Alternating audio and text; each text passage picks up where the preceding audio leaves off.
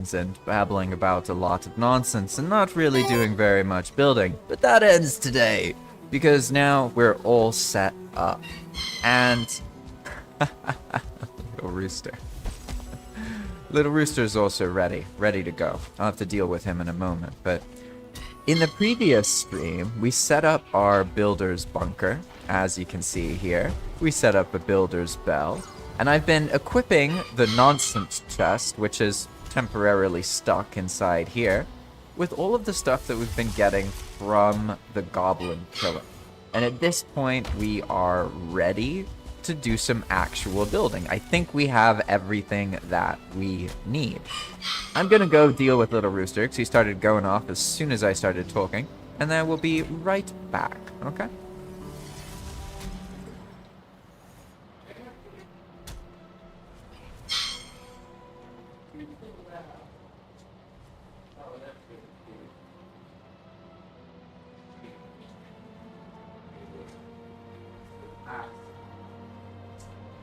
To interject with a Little Rooster story. You see, sometimes I put a bucket on top. It has like holes in it so he can breathe and stuff. It's fine. He's with me right now. Sorry, I'll take him away. I just need to talk about him for a moment because he's absolutely adorable.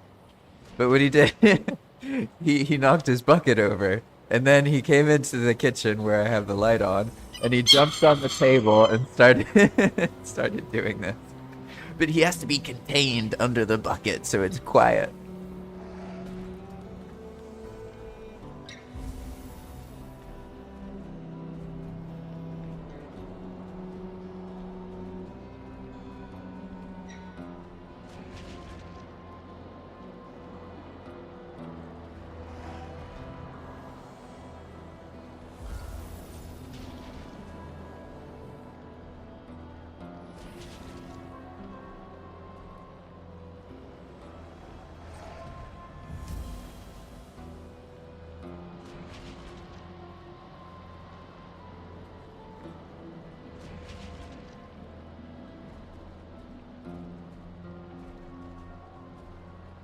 Alright, there we go. Little Rooster is contained. All is good.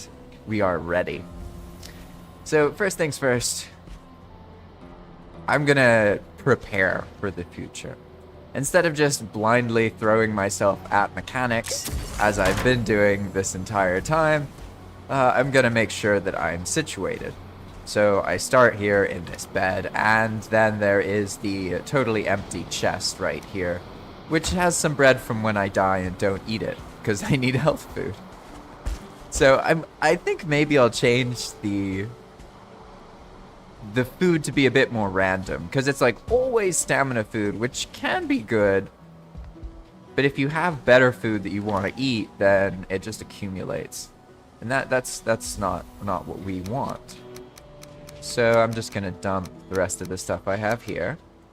And in this, I'm gonna show off like what I have in mind for the nonsense chest and some of these building mechanics. Because I think that the idea is to be able to produce an experience where a builder can find an area in a dangerous place and make a little pocket of safety where maybe it's not perfectly safe, but it's way safer than normally when you have to kind of start and build something in another way, right? The idea is to make something a bit more aesthetically pleasing, not that this mess right now is, than the typical beginning of a Valheim base. So first things first, we need to take some of the food out of the nonsense chest and then just put it in a more convenient location. Because the nonsense chest can just hold all these building resources. Because the only reason I really come in here is to get things that I need to interact with more directly, right? So any kind of weapon, coins we'll need later. Also the metal. Need to put that in some kind of forge. Everything else we'll be able to build, basically. And I haven't made an artisan table yet, so I'll basically later on in the future, for this base, I'll leave this base for some time to go to Motor and get the boss chest there. That'll be like a whole part of the progression, but for now, I'm not worried about that. I'm just going to focus on kind of getting things here prepped, like started, basically. Let's get this heavy stuff out of the way real quick. I'm gonna make a little chest. I guess this works. Honestly, I wish you could, like, the way you can disable wards, I wish you could do that for these chests because they're very cute. I like the personal chests. They're my favorite chests. They don't take up too much space. I find that all the other chests are, like, they're kind of big, you know what I mean? Like, these two in particular are huge. And even this one, I mean, yeah. I just wish there was a smaller one that wasn't personal, you know? That'd be cool. Doesn't really matter that much, though. I guess there's bigger priorities. The recent update. It's funny, actually, because I see how basically the most recent Valheim update is really harsh on server owners because it removed the server's awareness of this. So, like, I just made a message, right? And the server sees it and then gives the message to all the other players. And they changed it. So instead of the server pushing it, it goes directly to the other players. And I guess it's for some kind of optimization or something. But for the servers like this, that's a huge problem. And it's so problematic that if I were to implement that patch, Palm would lose like a quarter of its features. So, like, I just didn't implement it. And that's just like, I'm not going to until we've figured out something, or some modder or Yair has made some kind of workaround. I don't even know if that's going to happen, to be honest. So it might be possible that Palm stays on an older version of Valheim for a while. Because, like, okay, this, for example, all of this now isn't possible anymore. You can't just have the server react to the player saying something. And even worse than that, Discord live chat is bust on the new version. So, like, no seeing what players are saying, no talking to people from Discord, and no features that use this. And it's like, damn. If I thought that Iron Gate was paying attention to what we were doing before, I definitely don't think so now, because that's the kind of thing they would do, like, because they don't know how much it matters to other, like, custom servers, basically. So, I don't think that they, like, are aware of that, to be honest, because in general, they really do design specifically for a temporary experience. So, like, they'll do things that will harm the server Valheim experience, and, like, that's just how it is. It doesn't mean they're doing something bad or doing something wrong. It's just not what they focus on developing. And this particular update is the worst ever. In that perspective, I've never seen a Valheim update invalidate so much of, like, what vanilla people are doing on a server. But maybe I'm biased because Palm uses a lot of these mechanics.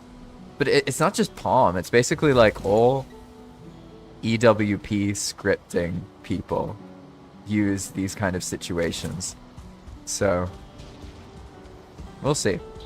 Luckily, it's not like there's some great, incredible change. You know, it's not like this was the Deep North update that I have to wait on now because of this. It's just like a hot fix for a bunch of different things and optimizations. So it probably is a good thing. It actually, like, helps the game run better. And that's why they did it. I'll give them the benefit of the doubt and assume that it's for something like that.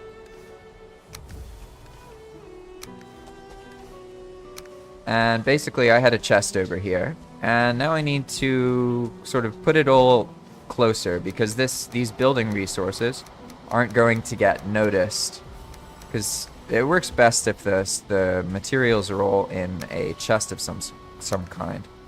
It doesn't seem to be as reliable if they're in a cart.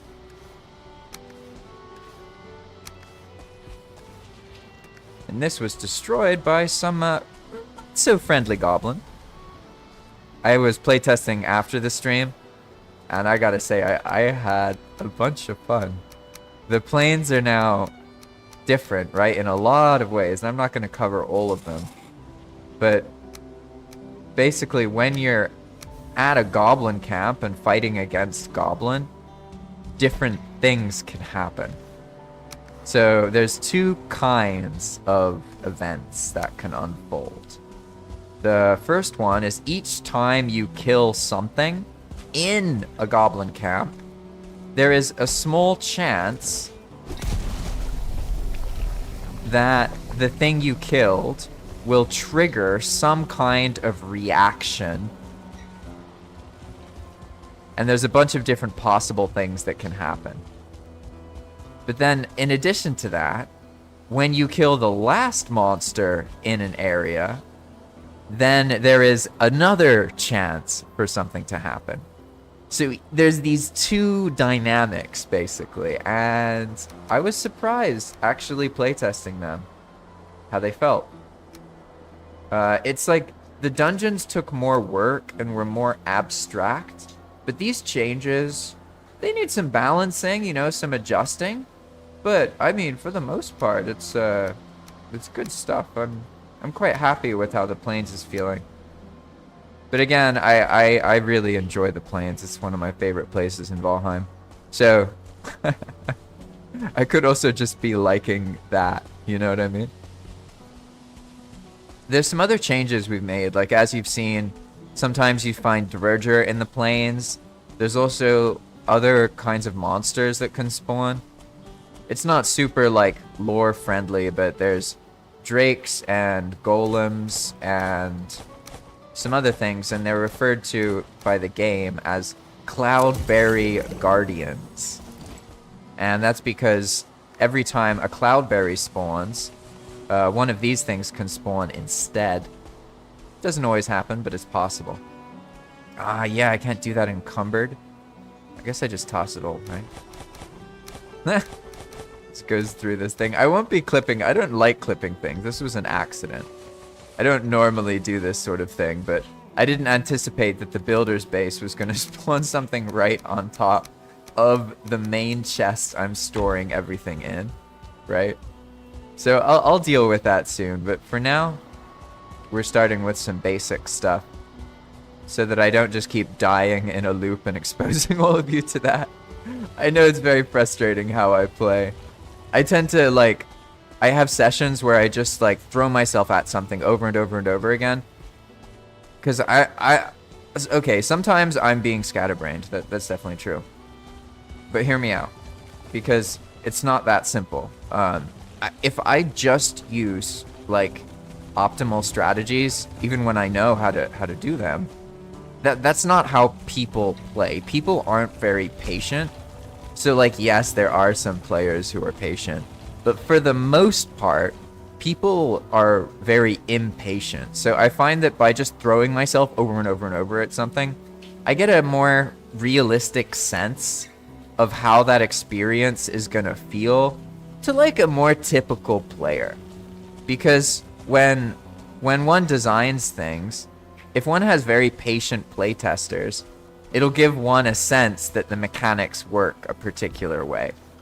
But then one exposes it to the masses and finds that they're not patient at all, right? So when I'm playtesting, I'm not just playing and I'm not just testing mechanics.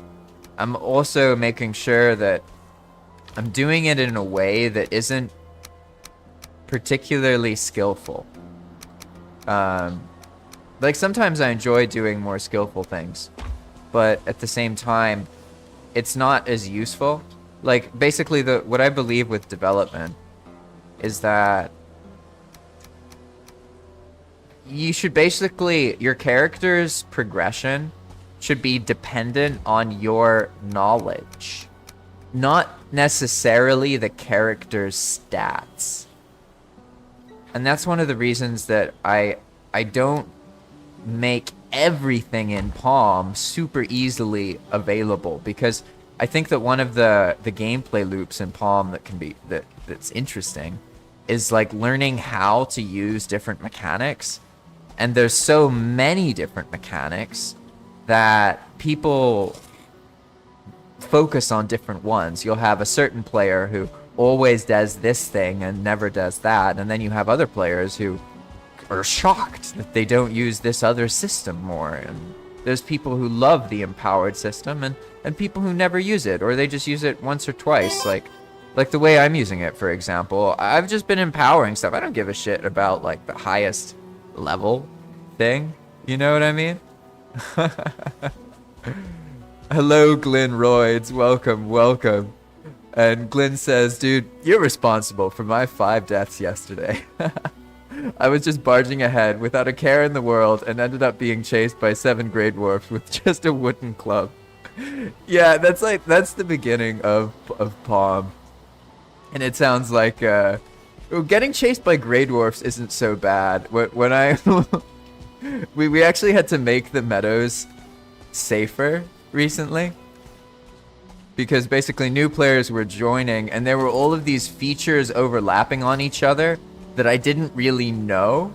And the most notorious one was oh gosh, this was kind of embarrassing, but basically 2-star wolves could escape the base, go outside, kill 1 deer, and then become aggressive.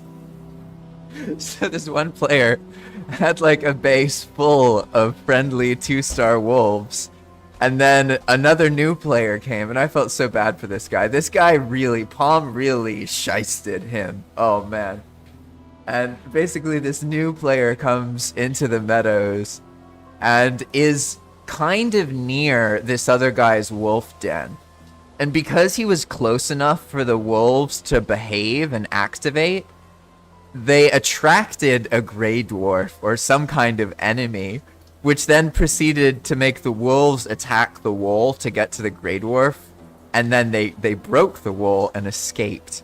And then the whole stream of wolves escaped into the woods and started eating deer.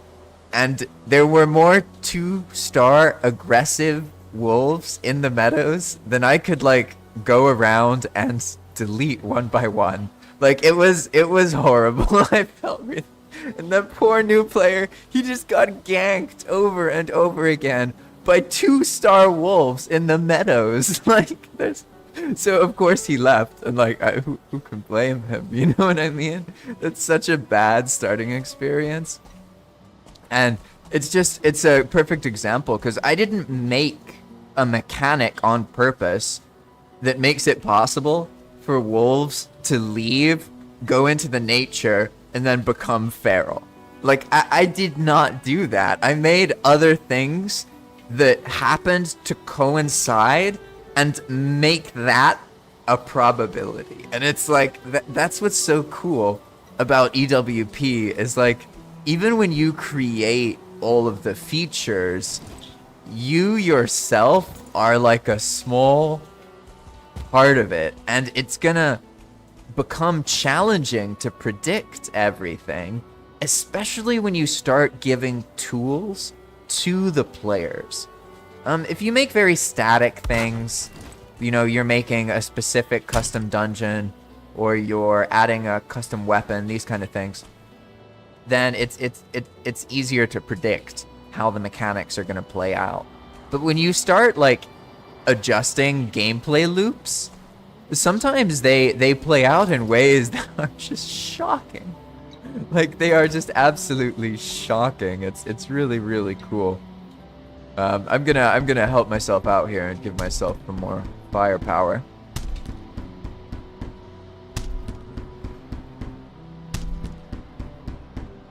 And let's see, what do I want to start with? I guess I want to make it so this area is,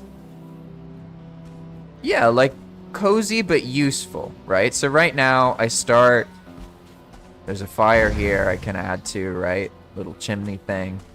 Very basic, minimal stuff. There's a chest with some food in it. That's going to be critical. I guess maybe I should also put some of the arrows in there too, right? Why not just take some very basic ones? I don't need that many right now. I'm not doing anything combat related. I'm not planning to do anything combat related, rather.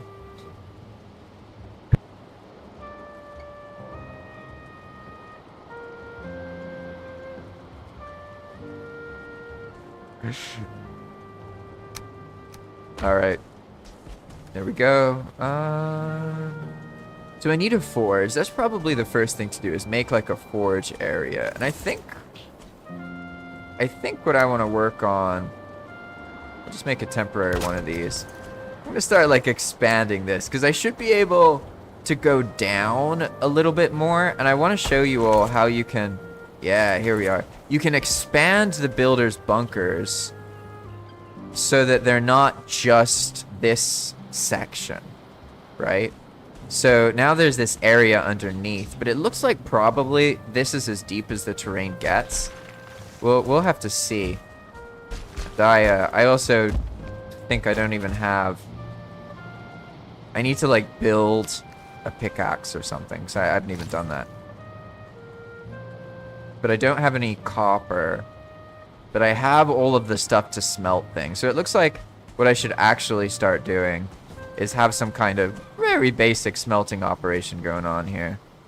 So let's set that up somewhere. I guess for now, we can just like, we'll just tuck them in here or something like this. Nothing too crazy. That works. Can I get to the other side here? Yeah, there we go.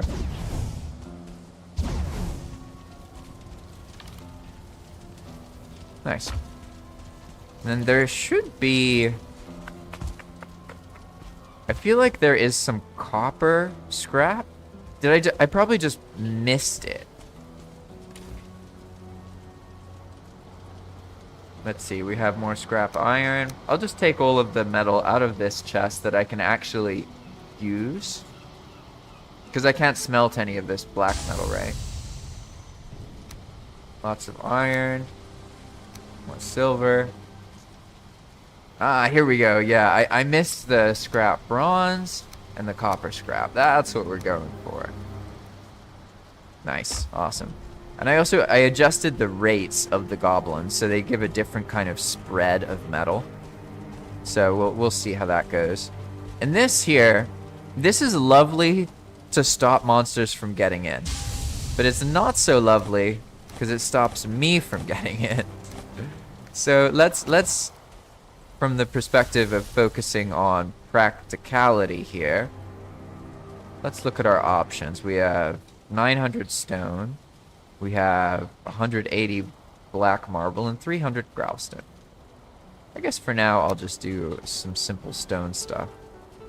All I need is a way to get over when I'm encumbered. And it's mostly getting in, right? So let's see, let's get encumbered. I should just be able to walk over the rock. That's all I really need. Yeah, that's easy. Sometimes one staircase is all you need to solve your problems. Alright, we have one of these. Probably we should make another one. It's going to get a little crowded here, but that's alright. I built that builder's bell completely to just show you. The chance of me actually using it here is unlikely. So let's focus on our copper, because we need to make copper so that we can make a forge, and that's the main reason I need to smelt. I don't actually need to smelt a bunch of stuff, so I'm not going to worry about that too much. Now let's see, from this focus on practicality, this is going to become a tower over time, but I'm not going to plan everything out and try and build it all straight away, because I found that I don't really enjoy that, and I tend to get burned out. Instead, I'm gonna make things more modularly, right? So that's why we start with this kind of basement builder's base thing, and then all of these assets are invincible, you know, stuff can't do any damage to them for the most part. And that allows us to have some safety. And from there, we can start our stockpile, using goblin camps as the source of everything, which is what I've been doing. But I've gotten enough material now that we can figure out, like, okay, what's the next modular thing to set up here? What do we want to do? And I think first I want to make a hoe. Because I haven't made a path. That feels a bit raw, in all honesty. A bit weird. And then another thing to consider is getting ourselves a diverger. So maybe we make a little house for our diverger buddy. You know? Something that, whoa, what's this? What's this? Ooh, how'd you get here? How did he get here? I see, so he can get almost in. Maybe my stair plan is not foolproof. Whoa, where is he? Where is he? Alright, let's see. Maybe I do need to strike the builder's bell. Let's see if it works on him, because it doesn't actually work on all monsters. It only works on most weaker monsters. Right? Like, let's see. This goblin's probably running away. He just can't get out. Yeah, and whereas this guy, he doesn't seem like he's running away. He seems like, oh no, they both feared. Okay, yeah. So basically what happens when you strike a builder's bell, it fears the enemy. They'll start running away. And then you'll be able to be safe because they won't chase you anymore. It's like you're not there. Like you saw the goblin was just chilling. And then after, I think it's like 20 seconds, they'll just disappear. And they don't give any loot. So it removes the monsters from the cycle without giving the reward for killing them. And that's like the caveat of the builder's bell. You don't get anything for fearing all of the monsters, but you can use it to have that pocket of safety. And then just to reiterate, all the stuff you see here, this is part of the builder's bunker. And builder's bunkers are available in all biomes except the plains. And to make one, you build a portal, and then you'll get a message, right? And this is no portal, so portals don't work here. And that message will tell you if this area is eligible for a bunker or not. You can't build one when you're close to another bunker. So, for example, if I were to do this, and I make a workbench, right? Don't know why I made two, sorry about that.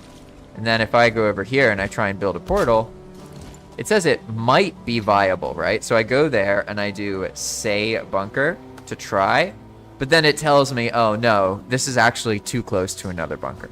So there's a bunch of little safeguards and protections to make sure that players aren't making bunkers in places that are problematic, like in the middle of the path or inside of a boss altar or in the water, that kind of thing. So there's a couple safeguards and protections that help ensure that things go relatively smoothly. Let's get the rest of this bronze, I'd say. Bronze and some silver will be nice for empowering, but really I need to get more silver necklaces if I want to be empowering anything. But here we have our copper, so we can move forward with our forge area, and that's going to be great because I did not have the foresight to bring a pickaxe, and then I died somewhere, and I don't even remember where my body is. It's around here, but instead of like risking getting ganked by goblins more and fighting, I'm just going to keep building here because I should have everything to get started. So bear with me here. It's going to be a little cluttered, but we're going to work on it.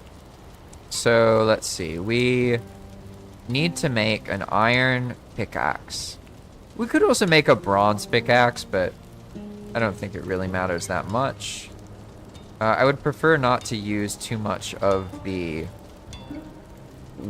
bronze, just because iron's more plentiful on farm. And I have bronze armor, and this character is all about bronze. So I'm going to need to, like, make the character stronger by using bronze that I get from the plains, which doesn't normally happen. But on Palm, it does happen. Because the, how do I put it? The black marble overabundance in vanilla Valheim is dealt with in Path of Magic by making other metals spawn as well. Hey, it's not at the maximum. We got lucky. Okay, it's basically at the maximum. Let's see though. It looks like this area has a little bit of play. Sorry, that's gonna keep happening. It's because I'm right underneath the builder's belt and I'm striking something. So it's like, okay, you're next to me. Might actually be for the best though, in all honesty. Alright, now I can expand this a little bit. Let's do that. We're gonna make it a little more square. And there's like these tabs to accommodate that. But if you do it too much, the rocks from the outside will actually fall into this space here. Just, yeah, just like that, right? But this looks solid, to be honest. I think, apologies about the nonsense here. This will end shortly. Hey, I got some tin. That's cool. So in Palm, when you're mining, even just picking stuff with a pickaxe normally, you can get different resources.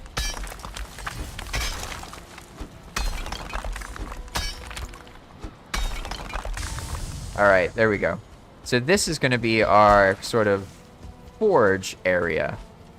It's going to be a little crowded, let's say. So let's redo this spot, because while the things in the base are invincible, you don't have to keep them invincible, because really, most important is the top part. It is nice to have an invincible bed. I'm going to ruin all of that right now. But for the most part, you don't need to worry that much about it, because these bunkers are pretty safe. So what I'm going to do now is make this more kind of tiny house style. We're going to make something, some kind of shelf. I guess I could just use grouston like this. Yeah, there we go. This is going to be our bed shelf. And I just build a little bed. Ooh, do we have... Oh, no, I can't make the fancy ashwood bed yet. I'll just make it like this. And then in theory, I'll be able to, like, jump. Nah, I'll probably get clipped up that way, won't I? Maybe I should make it like here. Yeah, that's a better idea. I'm just trying to take up more of the wall space and less of the available space, right? So that looks like it'll work.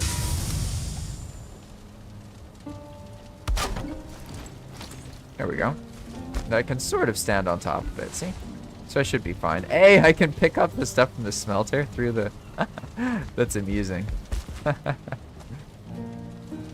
Alright, there we go. Now this, let's move this. For now, we're gonna take it up here. Just put it on top. Because we'll work more on this area later. But I want to take a different strategy this time compared to other times I've built.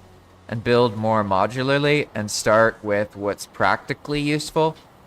Because if I can more easily fight goblins, then I can more easily get more building resources. Because right now I have like maybe 800 or to 1,000 of each material, which is a great starting point. But probably I'll need more later once I actually start building walls and that kind of thing. So let's figure out what to do here. I think I'm going to use more of those grouston stepladder things, these things. And let's see, do we want... How do we want access to this? What's the most, like, out of the way to do it?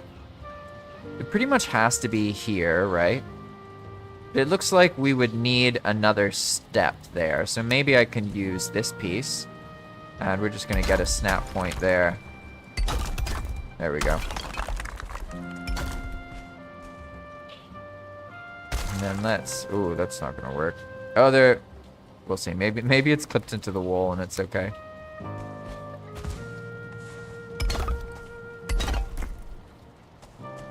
I guess we can add, just for realism's sake, you know? We'll add a little bit there so that doesn't look too floaty. Now, I don't think that's enough space, but maybe it is. Let's see. Yeah, now we just have to do this. Put these in. And then, yeah, we can hop up that way. But then we can't go all the way here. Ah, because this piece. What happens if we remove it? Ah, I see. The stair itself doesn't go all the way. So I placed it in the wrong spot. Let's try and place this one better. Oh, but that's also why I was able to... Ah, okay. Basically, we need to make another one of the stairs. I see what to do now. We're gonna make this on the side and get rid of these. And this is gonna go just on one side, just like this. And it's gonna go all the way down here, and then all the way up. One, and then one more. Oh, but the bed. I guess I'll move the bed to where the chest is or something, or put it on. Oh, no, even better. Yeah, I can put it here. That's really out of the way. And that should work. Let's see. Yeah, I get hit in the head by the bed. Perfect. So now we're gonna just take this out. Ah, I'm not... Okay, okay, I can do this. Hammer. Hammer. Shift. Yeah, easy peasy, right? I need to do it that way more often.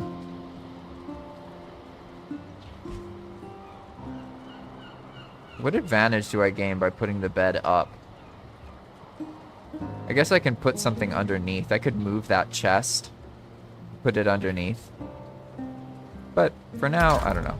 I guess I'm just fixated on putting the bed on a shelf. I don't know, honestly. I've noticed that I can't really be very logical because when I think I'm being logical, really I'm just justifying how I feel. Like, so I look for a logical reason to explain how I feel, but it's easier to just admit that, like, I want to do this. I want to put this bed on a shelf. You know what I'm saying? I wish there was a way to, like, peer up. You know what I mean? Because you can sort of do that. You can peer under by sitting. But you have to jump on something, which works, to be honest. I'm not mad about it. Now, I think I'm just going to clip into the roof when I do this.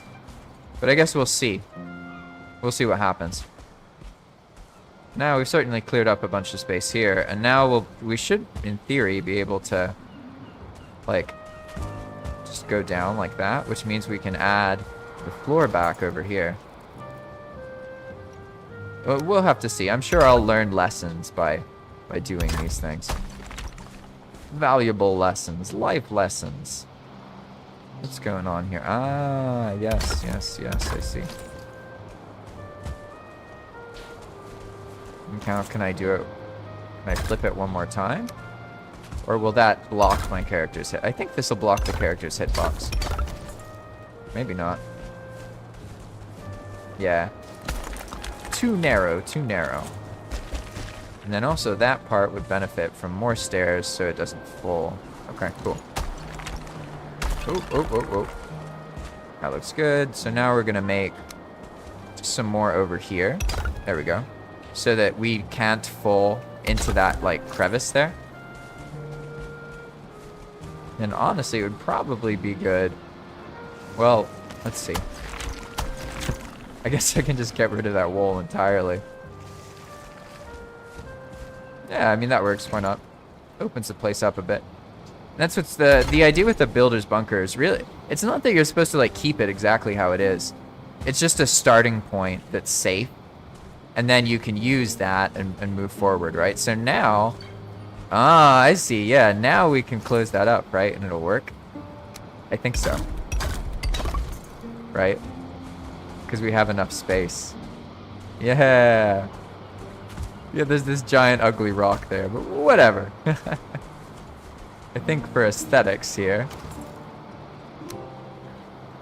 I'll just do something like this.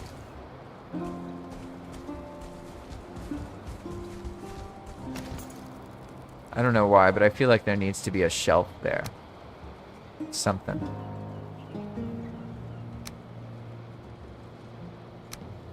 There we go. That works. Yeah, it's tiny. It doesn't really matter. All right, now let's move this chest. Do I have any barrel hoops? No, I used them all. Okay. I guess that's acceptable. Let's hide it under the bed a little bit here. Although it's funny how, because of the way the storage works in Palm, you get so much storage that you're not forced to make, like, 100 chest storage solution. Although that still happens, of course. What I'm going for in general is people benefit from making storage solutions, but they're not forced into making storage solutions. That's the general idea. We want to make sure we just have food here and usable things. Okay, cool. There we go. That's our bed. It's claimed. We have our basic foraging area here, even though I was going to build it down here. Yeah, for now, this is all right. I think we can advance further in a little bit. And I see I get a little bit clipped there onto that rock. Not sure how to avoid that. I guess I see what I can do. I can do this. We're going to make one little extra staircase here. And then I think that will allow me to get by. Let's see. Let's make this a little bit more pleasing here. As you can tell, I'm pretty much just testing different things to see what I like to do here.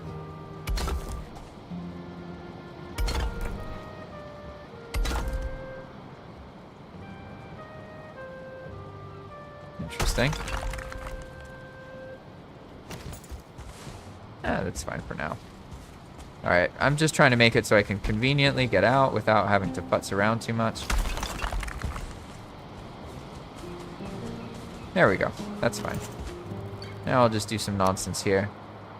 How do I make a diagonal? I guess I go like this. Yeah, there we go.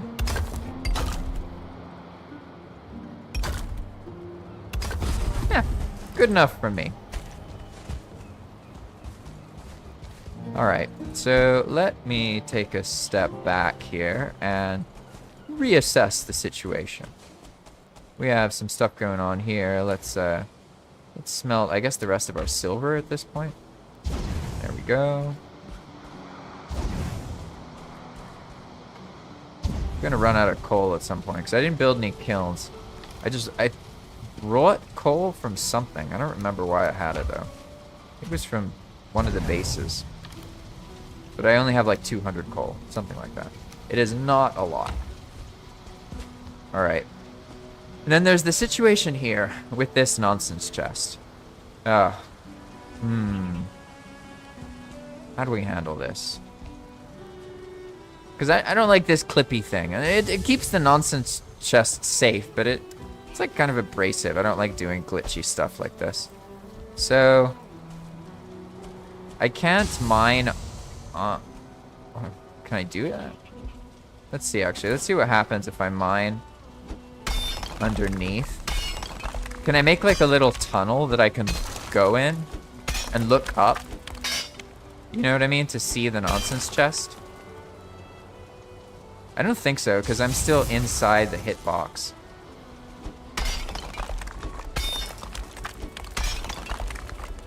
Yeah. Let's see, if we keep going down... Oh, I'm gonna, like, screw myself. I should be careful, actually. I'm gonna, like, bury myself inside of this rock. Alright, that doesn't really work, right? Let's see, let's say I do bury myself. Oh, I can escape out of here. Okay, so it's not so bad. I can take the risk. I should be able to just keep digging down. And then, if I look up, I'll just see the rock. Make sense? But because... Ah, there we go. Okay. Oh, it goes all the way down here? Yeah, there's no way I'm getting that. That nonsense chest. Now I'm stuck. Classic. May as well get rid of this stuff. It's just in the way. Hooray, freedom! I escaped. Is there any benefit? Nah. Nah, I'm just gonna fill that. I feel like this is just gonna cause me problems later. Oh, I guess that's how you clip up, huh? You just raise ground underneath your character and then it clips you up. Interesting. There we go. I know I'm gonna fall in that hole if I left it there, so now it's more aesthetically pleasing. Didn't I have a cultivator? Yeah. Gotta get that grass. Yeah, I love the plains grass. The plains is so cool, to be honest. Oh, whoa, whoa, hey, mister. Hey, mister. Hey, hey, don't kill me. Ah. I thought I would survive the block. I guess it's fitting that I got killed by a goblin. Things have been going so well. So smooth. It gives me time to sip my tea.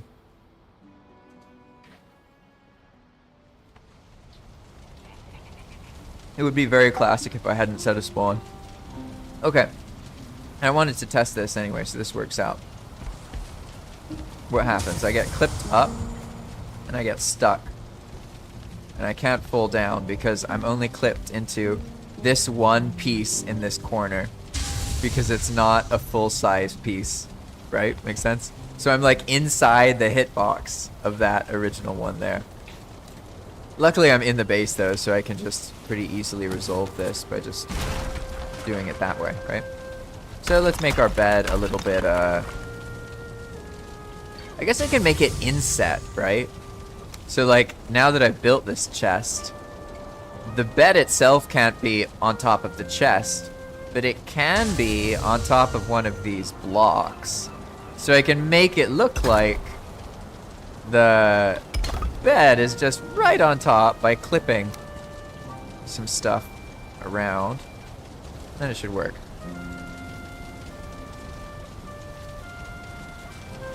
And I think that'll be enough space, because I only had to remove the bed, and then I was able to fall down, right? And yeah, here we go. I can walk up on it. So there we go. We just have a very silly little thing here. Obviously, I'll reorient this at some point, but for now, pretty solid.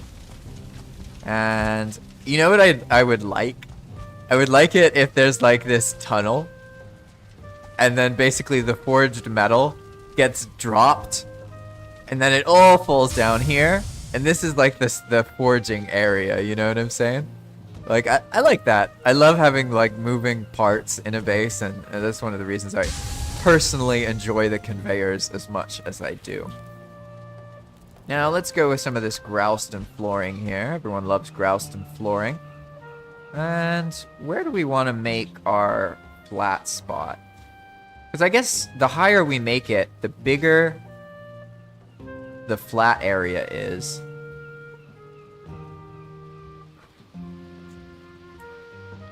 Honestly, that looks pretty good. I think that'll be alright. So we're just going to do this and clip it into everything here. And in general, I'm not going to worry about resources. When I use them up, I'm going to then be like, alright, now I have a reason to go find more goblins to do stuff with. And so here we have this slope that we can't mess with anymore. But it would be ideal if there was like a shelf to give some flat to it, right?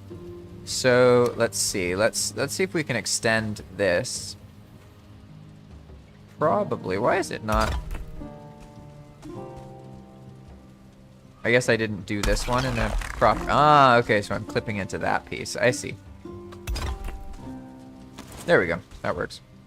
Alright, and now from here, we can keep going, or we can angle it. You see what I'm saying? So if we angle it like this... The problem, though, is this makes it so we don't have as much visible space. But it then gives us a shelf area, right? So the idea is that we can build our, let's say, forge, for example. Like if I were to build another one of these, I can't right now. But it would be like right here. And then we can build the extensions sort of on this shelf thing behind it, right? And this base, I'm gonna start each place, and I want to make it focused on functionality. And I don't know, like, in the grand scheme of things, how it'll look, but I know that I want to have all those elements on the outside that make it, yeah, have that vibe of a spiral, that Fibonacci spiral thing. And I want to use conveyors and make a dock so you can, like, bring metal up and that kind of thing as well. But for now, yeah, this looks better. This looks more reasonable. We got our little basement. We even got a free plant in our basement. How lucky are we? And then there's this little, like, cubby area, which is probably going to function well as, like, the thing that the metal can drop into. Makes sense? So I can probably lean into that a little bit more, but I'm not going to worry about it for now. We're going to actually move our forge stuff here. Should also eat some food. Nice, nice. And let's do this. This. Honestly, maybe I could keep the anvil there, but for now, we're going to move it down here. All right. Bum, bum, bum, bum. Oh, yeah, I can just do it this way. I'm still learning building stuff, as you can see. There's a lot of, like, shortcuts and hotkeys I'm not used to using. Let's just go with something simple. There's our forge. Cool. Now we just need to place pretty much everything else next to it. Or maybe, would it be better here? Yeah, I feel like this makes the room a bit less cluttered. I've noticed in Valheim, it's kind of like feng shui, right? Like, you have to think about the path that the player will walk through, right? So here, we'll come down here, and we'll go over there, and this is like the metal retrieval pit, right? So everything that's smelted is like falling down a hole, a shaft, vertical tunnel, shaft. That's the word I was looking for. So it'll fall like down here, basically, and then we'll be able to do something about it. So let's set this up.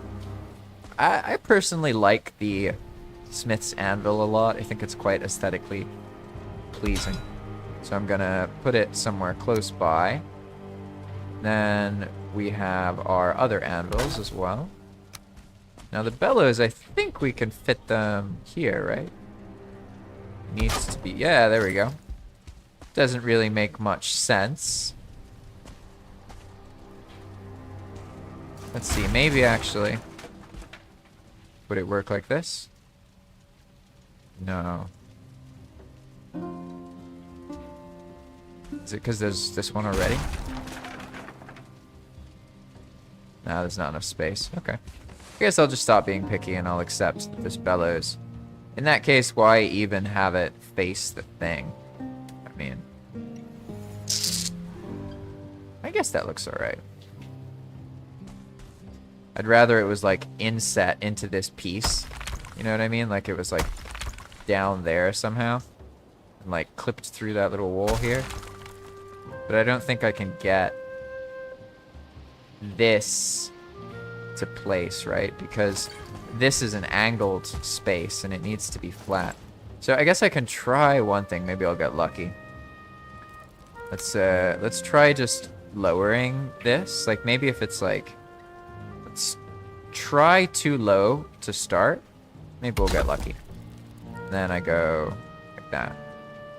Oh, we did get lucky. Hey, that's cool. Okay.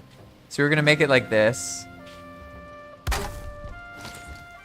Not that much better, to be honest, but I'm gonna move this side one more time. And then we're just gonna clip that wall back in. Because I want to have it, give it like this little stunted look to make it look a bit different. You know, I'm obsessed with doing things differently, apparently. It's funny how opposites work, right? I've noticed that in myself and other people. Like, let's say we want to be different, right?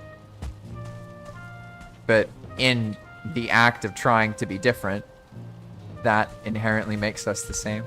You know, a lot of things in life are like that. You can try and force one thing to do something, but then it ends up becoming the thing that you're trying to stop it from being. I find it's easier in life to do things indirectly. So like when you want thing A to happen, do thing B that influences thing A. Don't try and force thing A, right? Like if I want to go to bed, if I want to wake up early, the first approach, the forceful approach, is to set an alarm to wake up early. But the proper way to do it is to go to bed early. Make sense? The forceful way tends to not work, but seem like it's going to work. We're able to trick ourselves into thinking that it's a lovely, fantastic idea. So let's see. I'm kind of liking... I want this forge to kind of feel a little bit more like it's an actual forge, right? And that's why I'm like, all right, putting these things in not hiding them completely. And a tool shelf is useless if it's all the way behind all that stuff. You know what I mean? Now I can imagine, yeah, I'm grabbing the hammer. I'm hitting the thing. You know, I'm grabbing the tongs. I'm putting them in the hot thing. You know, I'm doing the stuff.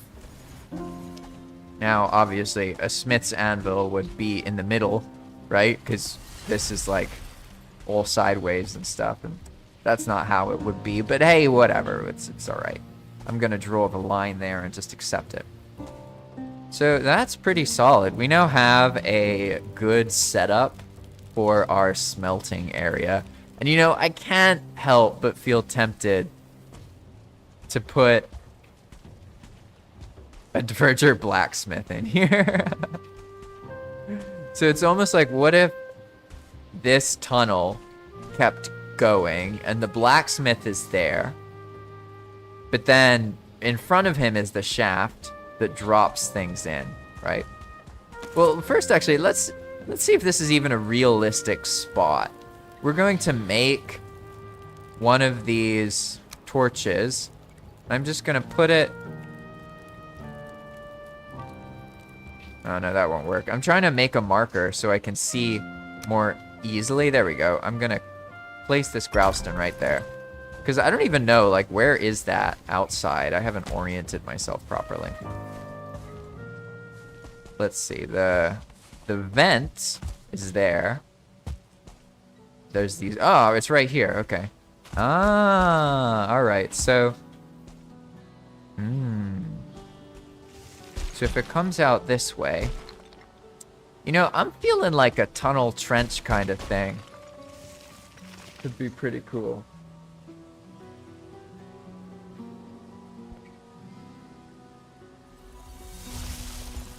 I think that'll work.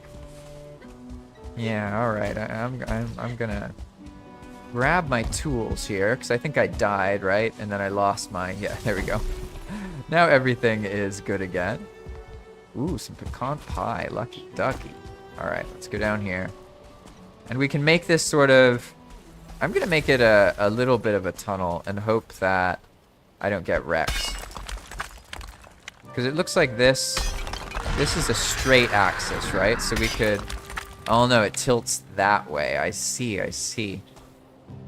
So if we just add... I think I can get rid of this clip right here.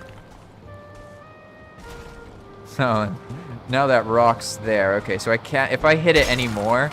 That rock's gonna fall down. So this is basically, this is our passageway, it looks like. And that's gonna be safe from anything falling out. So for now, I'm actually gonna overdo this a little bit. Because what I really like, I like bases that have a lot of kind of like winding tunnels and paths and things you can go through. And like cyclical energy, if that makes sense. So like, if I just can come down here and I have to go back up the other way, I don't really like that. And so we can integrate this so it becomes like a balcony or something. I don't know what we're gonna do, but for now, I'm just gonna make it so it's just a very simple exit, right? We can come in, we can come out. Then we'll just do a basic jump gap. It's a good way to deal with enemies in the beginning. So jump gaps are just anything that the player has to jump to get over. Enemies can't do that. So we could have a ranged goblin like chilling here and he could throw something at me. But it's not like the goblin's gonna like come up here and go like this and then go to the side. So jump gaps are the easiest way to stop enemies from getting to you very quickly. So we have our forging area here, and I guess what would make sense then is that we then have some kind of organization here, right? For metals. You know what I'm saying? Some kind of chest of some form or another. And this is where I really prefer barrels. I love barrels. I think the reason I like barrels is just because they're more reasonably sized, right? Like barrels, you can fit 2 barrels pretty much in the space of one of these chests. These fine wood chests, they're enormous, and the black metal chests are also just absolutely enormous. And what we're gonna do is just make just a couple of these, just for aesthetic purposes. For now, this is going to symbolize that that's where some metals and things will go and be stored, right? I like that little grass in the background there. Let's see, can I play with that a bit more? Make some more grass? Yeah, that kind of works. I know it's not realistic at all that there's grass down here, but I like it. I think it's amusing. All right. So here we are. We have the basics of our forge set up. We have our little tunnel, which is gonna become something. Because if you think about it, it makes sense that when you're coming up the staircase here, you can then go right into the blacksmithing area. But also, when you're coming from the back, you can, like, go down here, right? Into it that way. And this keeps the bedding area up. So even if something were to get in here, it's not like it's gonna then go up the stairs, right? At least I hope not. We'll see. I am susceptible to, like, let's say a shaman was there, sees me, throws a fireball, and that fireball lands right there. It could, in theory, destroy the bed with AoE, but that's very niche, and I'm gonna roll that risk and see how I go. Now, this is just a placeholder. I like the idea, though, of a shaft with the blacksmith that the metal falls down into. And this place isn't good for that because it's too... This is where the stairs are going to be. So it makes sense for this to be like a hole in the stairs. So, like, you could go down into the hole, or you can go up and keep going up the stairs, right? I'm going to do something like that. So you won't see it. You'll just see a shaft. And you enter it, and then go over here. So for now, I'm just going to accept that. What I want to figure out is where can I go directly that won't cause any vegetation to fall on me. I think the answer is this way. And this is also right next to... Oh, no, that won't work because the shaft... Yeah, I can't adjust that terrain anymore, so it would have to be this way. But then I have the whole issue of this again. See, I'd go, like, out there, basically, right? You see? But I guess that's fine, because that won't be where the staircase is, right? Because the staircase is right here. It's going to be, like, in this area. So that's probably fine. This will be the entrance shaft. And then this here is going to be our Verger hallway mining shaft thing. I'd like to be able to get rid of that rock. I'll have to give players a way to get rid of invincible stuff. I haven't done that yet. Yeah, like there's no way to remove these things because they're invincible. But the shaft is forming.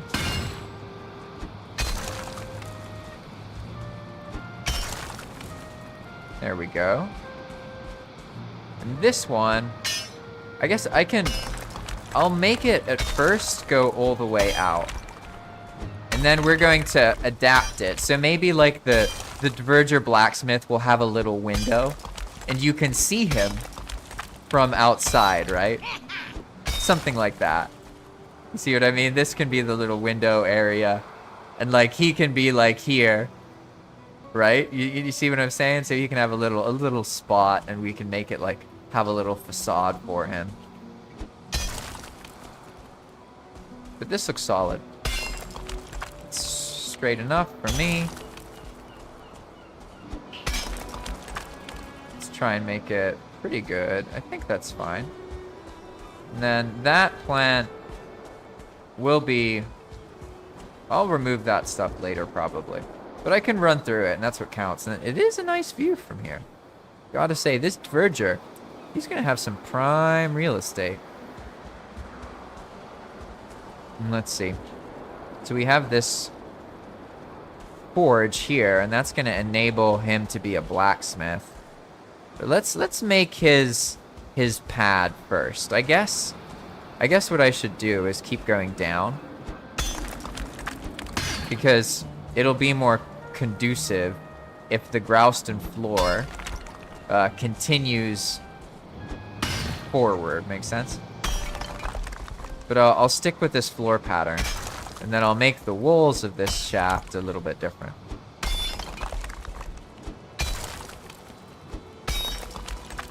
Yeah, there we go. So now we can just fill the floor up here. Oh, no, I'm slowly learning. Someday I'll get the hang of that. Someday. Oop, there we go. Alright, there we go. Now our floor is continuous. Goes through here. And then we have this area. Ooh, it lines up kind of well. Yeah, because that's where the stairs are going to be like here, right? So I'm envisioning like a... You know how there's like princesses in castles in the window? It's going to be like that, except instead of a princess in a castle in a window, it's going to be a verger blacksmith. And I have a feeling this can go out by approximately 2 more meters. We're going to overlap it a little bit. And then this is going to become some kind of... I don't know. I'll have to design it, but I guess for now we can start with something like this, right? Do I want to use that, or... Oh, no, I can't make copper. So I guess it'll have to be like this. So let's just shift-click. Because for this, we're actually going to clip things in, right? Managed to use all the iron. Oh, yeah, of course. I made a pickaxe, and then there's the smith's anvil. And also that thing. Okay, fair enough. I guess that means I should put some of that iron ore in the smelter. Boom, boom, boom, boom. Alright, iron ore is there. We still good on coal? Yeah, shockingly, we still have coal. Not sure how that works out. I'm definitely going to run out soon, but for now I'm enjoying the no kiln life. Let's put all this metal away. Okay, cool.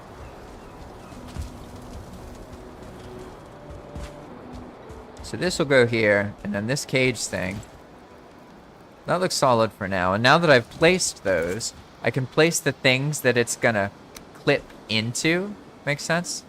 And I can experiment a little bit here with some kind of shape, right? Like, we're gonna run out of Grouston, though. I don't actually have that much Grouston, where I do have a lot of stone. It doesn't look like it, because I have 12 stone in my inventory, but there's like 9,000 stone or something like that. So, here's where I need to think a little bit. I guess we should do it this way. Then I can make 2 sort of areas here. Because the thing is, we need to think about the visual profile of it. And I want it to look like a verger window, basically. So maybe it needs to actually be more like clipped into the side, if that makes sense. More like this. I think probably. This looks too offset. 1 second, sorry, I have a bug on my face. There we go. All right. There we go. So we were gonna do it like this. Yeah, that has a little bit more of the look I'm going for, but it's still just experimenting. I'm not set on any of this being the way it is at the moment. What I need is a little spot here to work on. Oh yeah, there's a lip. I can stand on the outside, right? Yeah, there we go. Okay. So that's sort of more like the look I'm going for. The Grouston itself, actually, is a bit too chiseled. So we'll see there, but this, I could even just make it like this kind of thing, you know what I'm saying? I guess we'll see though. For now, I'm not gonna worry about it too much. Just gonna make these just so it's clear like what I'm going for. Because all of this is kind of placeholder stuff. I don't really know exactly how it's gonna play out, but I have a general feeling, right? So here, for example, yeah, I'd say that works for now. Let's give a little bit of stone profile here. So we're gonna do the classic. Oh, hello, hello there. I didn't know. Good morning, Mister. Oh, okay. Calm down. Where did you come from? What, you don't like my building? Hey, go stop that. Don't do that. Go somewhere else. Well, this Diverger's already making some friends, and he's not even here yet. What is this guy? What are you? You are a pack leader. Okay. Hey, no, don't break my floor. Stop it. He doesn't listen. I can repair more than you can damage. All right. I guess I should fear him, but for now, let's try and, let's see. So this element actually needs to go to the corner like that. There we go. That's better. And he's going to calm down. I believe in him. I don't think he's going to cause too much damage. Uh-oh, he got a friend. Okay, dang. Thank you. That worked better than I thought. But here we go. You see how it now looks like it has more of a... The moment you start actually, like, paving stuff, right? Or putting this castle-esque look, then it gets that sturdy look to it, right? That's sort of what I'm going for, but we'll see. Again, right now I'm just kind of getting some placeholders set. But we're already having more of a castle element, so... This Grouston base, though, is weirding me out. I found that things don't look right when stone looks like it's floating, because it makes it feel not heavy. Make sense? And it's better if it feels heavy. So what I'm going to do now is take just some basic stuff here and just clip it down a little bit, probably. Let's see. Boom and boom and boom. There we can, now we can give a little bit of that stone facade I was talking about, right? And I guess I should do it this way. So we have our piece, right? And we're just trying to make it look more, have that imagery, that feeling that it's castle-esque, right? Pretty simple. There we go. That's looking more castle-y. You see what I'm going for? Like, I want to have these multiple elements. So like here, for example, we'll have a situation where there's like a window or something. Then over here, this is the staircase. And then up there, there's going to be this tower. And the tower, originally, I wasn't going to have these beams here, these pillars, because they weren't there. But I forgot that they're part of the builder's bunker. So I'll use the support, probably, to make the tower. But also, I'm not entirely sure, because I want to focus on functionality. And it's definitely really easy to make a build too big, right? So we'll see how it goes. But for now, this is pretty solid. And I'm going to replace the stuff I got rid of with the smaller floors. That way we get the Growston floor look, but then on the outside, we have the look of these things, right? And because of those issues I mentioned earlier, I'm going to replace the metal bars. Should just be able to clip them in just like that. There we go. Now I think we have enough to build all of them out as well. So we can just grab some more of our metal. Let's see, how do I get up there if I go outside? Let's see. Bum, bum, bum. Oh, almost. Hey, I made it. There we go. Here's our metal. I guess the next thing to do, if the internet gods allow me, is to figure out where to put these forges for now in a place that makes sense, right? Because now that we've made this area, the diverger foreman is going to be like right there, right? And we want the metal to kind of fall from the sky and fall down here. So that means that this space is our shaft area, which means that probably we will benefit from a wall to cover that part up. So just, again, so I aesthetically understand the premise here, we're going to place one of these walls just like this. And I want to be able to look at it from the outside and kind of imagine, okay, that's the castle element that I'm going for, right? So we're just going to make a very simple little bit of that here. Because I found that the moment I start having alternating brick patterns, then it's easier for me to envision how things are going to unfold, right?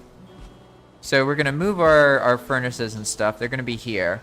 And then we're also going to have to think of how we can feed the furnaces with the conveyor, right? All of this has to kind of come together into this place. And you can see, right, how there's some castle elements. I'm going to use this terrain probably to like make the castle seem bigger than it is.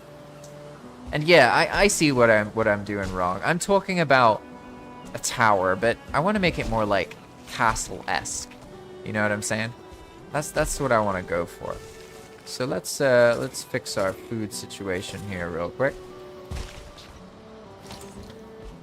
And I guess we can start by having the blacksmith available, right? Because, I mean, the blacksmiths are really, really, how do I say? They make a lot of noise. So you need to have them available for comic relief in the stream. That's what I think. And the blacksmiths are fire mages, so they're pretty challenging to contain. In all honesty, they're very, very powerful. But with any kind of castle kind of like thing, you need crenellations or whatever they're called, right? You have to have these things, otherwise it just doesn't feel like a castle, does it? So let's see. Does that look more castle-y? Kind of. It's funny too, right? How you have to really... Yeah, it can be tricky, and there's always that moment where it clicks and then it has the castle feel. But I think it's the thinness of the stone there. Because in castles, you don't see thin stone. That's, like, not a thing. It'll always be like that, right? So, basically, I need to have a higher situation here, probably. And then it'll work. So, let's also try something else. Let's try offsetting things a little bit. So, I'm going to find each corner piece. And then, like, clip one of these as far as I can on each corner, right? I think maybe this will help with that look. And then we can sort of work forward from there, right? So now that we've done that, I guess I can do the same thing here, but like this. And let's see, where's the center spot? The center spot would be... That's confusing. Okay, it is. It's like right there, sort of. Maybe something like... Yeah, maybe something like that for now. Let's just see how this looks. I want to be able to look at it later and immediately get inspired and think castle. So that it's a little bit closer, but there's that fragility because those pieces look precarious. So I guess what it actually would be more like some way to maybe do like something like this. No, that wouldn't work. Yeah, I guess could also just clip it down, right? Because then it looks less precarious when it's like that. This will be our starting spot. I'm not set on this. I don't think it's perfect, but it's good enough to get the image across. And there we go. Looks castle-esque. It's kind of messed up, but we'll deal with that later. For now, it's all right. We got the visual elements we want. And I guess I can summon... Yeah, I may as well make our Diverger friend. So he's going to live right here. And he's going to have a forge next to him. Give me a moment. I have some chickens to address.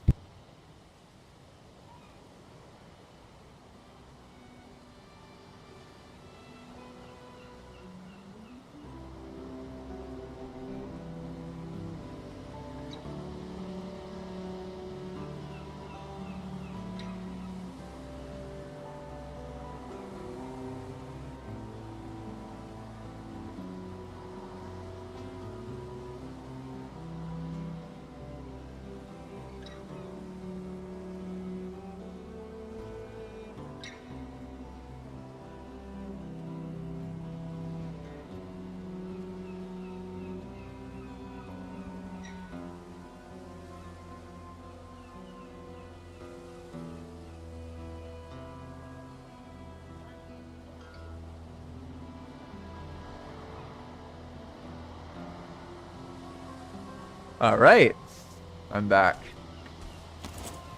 Let's see. So these guys are really destructive. So in general, you don't want there to be anything destroyable above them. So we're gonna make his little area here, and he's gonna have a pretty solid area, let's say. Just gonna get a roof like that. And then we're going to make just a doorway here. But this doorway is going to have some aesthetics to it, so to speak. Let's tilt it a little bit. And I'm going to put some... Nothing too fancy. It's just a little bit of detailing here. And does it look better like that? No, I think what looks better is something like this.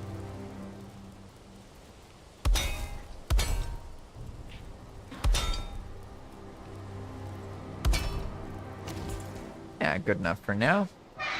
Okay, so he's going to be in there, but we want to make sure that he's not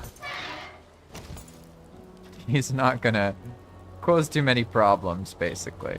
So he needs a little area that we can open and toss things to, and it's fine, right? So let's actually take this back. And I need one more iron. And I guess we probably have that smelting up here.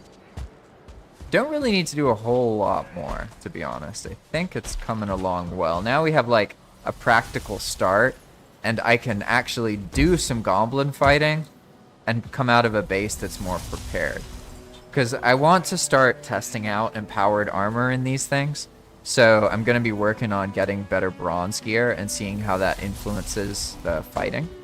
Because I have a feeling that if I get much better bronze gear, like level 32 or something, I'll be able to withstand... I'll be able to get bubble shields more easily. But we'll see how it feels, to be honest. I know some players are very like, they look up the numbers and figure out the best possible way to do it. I don't enjoy doing that, to be honest. I just play and like test mechanics, and I get interested in certain things and in other things. and then I go with it. I very much am a person who goes with how I feel. I don't even feel like I make decisions. I just feel things. And there is no deciding because one thing feels like the right thing to do. There's no like trying to decide anything, really. Just be patient. If one thinks one needs to make a decision, one's probably being rushed into something. And it's probably not even necessary. At least in my experience, that's often what's happening. I've almost always been better off when I take the time. I don't react immediately. Although that pisses people off because we live in a world where like you need to make a fuss and act like you're all flustered and bothered because otherwise people think you don't care. And it's like I've been in situations where I really care about something and something happens and I'm like, okay, I gotta calm down, address the situation. So I don't say anything. I just observe. And like people have given me shit for that. It's like because they're used to like, oh, if you're just calm, that means you don't care. But that's not true, you know? And really, if you care deeply, you need to be very calm. You know what I'm saying? It's like a big part of it. So for now, we have our pile of coins, which is going to become our verger. But we need to make the forge. So let's move this one. Because in order to trigger the verger to be a blacksmith, he has to be spawned next to a forge. So we have our pile of coins. So we should just be able to go say trader. And then boom, there is our blacksmith. So now I'm gonna go over here and put this back. Very simple. There we go. And now we have a blacksmith that we can sell stuff to who's relatively contained. But this is where, as you saw earlier, I need to be able to deal with things better. And we're gonna see what happens because he looks kind of grumpy.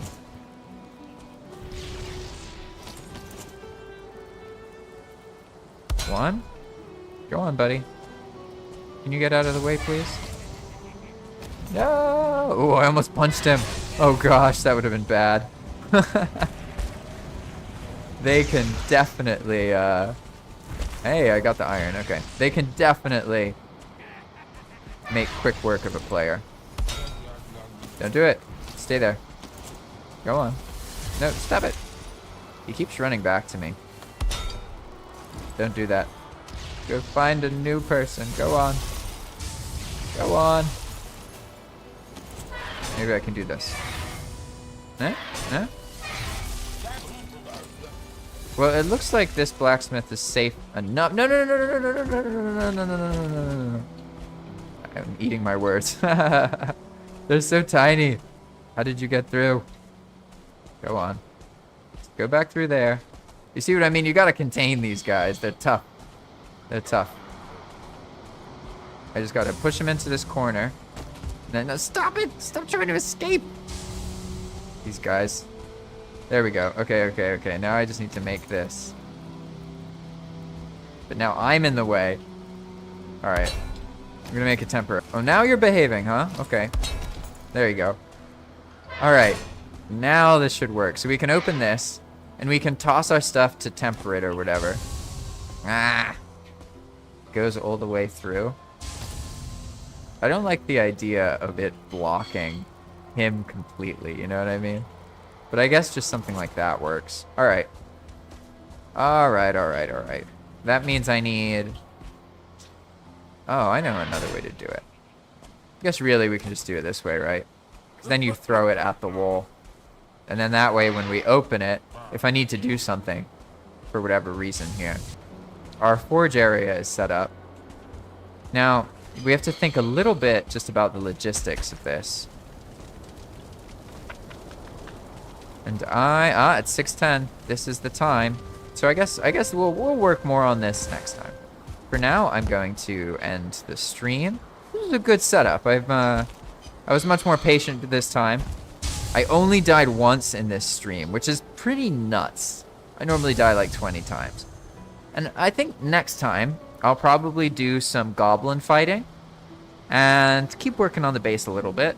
But probably I'll try and go combat, base building, combat, base building, and try and get more of a feel for that, because that's what I think really shines. And one thing I want to understand better about Valheim is the way that players tend to over plan, if that makes sense, and to overbuild things. And what seems to work the best, just from my perspective, is when players start with small, simple things, and then they adventure and do other stuff, and then they build a bit more, and then they go do something else, and then they build a bit more. That seems to bring a lot of the joy and the feeling of realness to the building, because the building is providing you with a safe place to go to and store your stuff and make things. When you finish a building in one go, you deprive yourself of the experiences that make the building itself feel more real and more immersive. So I'm trying to understand this much better, because I believe that Valheim can do things to trick the player into building, kind of like the thing I'm trying to figure out. How do I get the player to build for a bit incrementally, instead of building really vast, expansive things that then don't get used, right? It's like, how do you build and use what you're building as you build through it, right? Like if we take progression, for example, what if there were multiple ways to progress? So instead of just killing bosses and boss chests, what if there was like a builder's progression? So if you play the builder's path, you make a base in the meadows. You did your meadows thing. Then you make a base in the Black Forest. You did your Black Forest thing. Then you make a base in whatever, right? You see what I'm getting at? So maybe I can find a way to make a progression where the progression is building a base in that place. And honestly, one of the things that I've thought about before, and I've had this feeling about, is that the progression of the base itself is very, like, maybe we can make it so there's a way to build something to summon a boss to kill. Like, I don't know exactly how to wing it, but these are just ideas bouncing around in my head. And if you have any thoughts or suggestions about things that can be changed about Valheim, just let me know, even if you don't want to play on Path of Magic. I really like hearing from people and hearing what they think are the main issues. Although I will say that a lot of people, they focus on things that are not, they're like player client side stuff. So like, I can't really adjust any of this stuff. I can adjust what happens in the game world on the server. I can make the server react to stuff the player does, right? But I can't just like change the raw value of armor that the bronze plate leggings give. And I can't make it so like the bronze plate armor is a different color. I can't do that sort of stuff. But as far as problems in Valheim goes, I can react and deal with almost every problem in existence in Valheim. So I'm just telling you this because what's really useful is if you talk about the problems that you encounter and experience in Valheim, because then I can come up with ways to script to manage and deal with that, right? Whereas if you talk specifically about what you think needs to be changed directly, I'm not going to see or understand necessarily what the original problem is that you're trying to fix. And it's always good to start with clearly defining the original problem that needs to be fixed. That's like the best place to go with. And that's it for this video, everybody. If you want to support my work, then consider supporting me on Patreon. You could join Teen and Pans, who give monthly contributions to the server. Thank you both for that. And if you ever do contribute, don't feel like you have to keep going. It's completely fine if you contribute for a bit when you're playing. When you stop playing as much, stop contributing, that's also fine. You can also just play and not contribute. It doesn't really matter. I mean, realistically, there's been like 120 something unique players, and I've received things financially from 3 of them. So it's not even like most people do it. It's a small percentage of people, maybe like 2% of people who play, and that's fine. I'm not trying to push that at all. For me, it's just very motivating. Like when people organically believe in the server enough to want to contribute, that's very motivating for me. Alternatively, you can actually get your own Valheim server. If you're interested in doing these like custom scripts and all this other stuff that can go on, then I mean that's what the Valheim servers are for, and I have a lot of content about setting that up. So if you want to support my work that way and you're interested in getting your own Valheim server, then you could rent your own Valheim server at Zap Hosting using my link, and then check out all my tutorials about setting everything up. I have a lot of information available, and I mean, I use these tools. I've done it for a lot of hours at this point, so I've probably encountered or know somebody who has encountered any problem that you find. So you can just comment and ask questions in these things, and that way it's easier if you're using the same tools that I use, because if you use different hosting services, they have like different limitations and restrictions, if that makes sense. So some of them allow you to do everything, whereas others, you can't edit like the files on the server. There's even some hosting sites where you can't add BepInEx stuff to the server, right?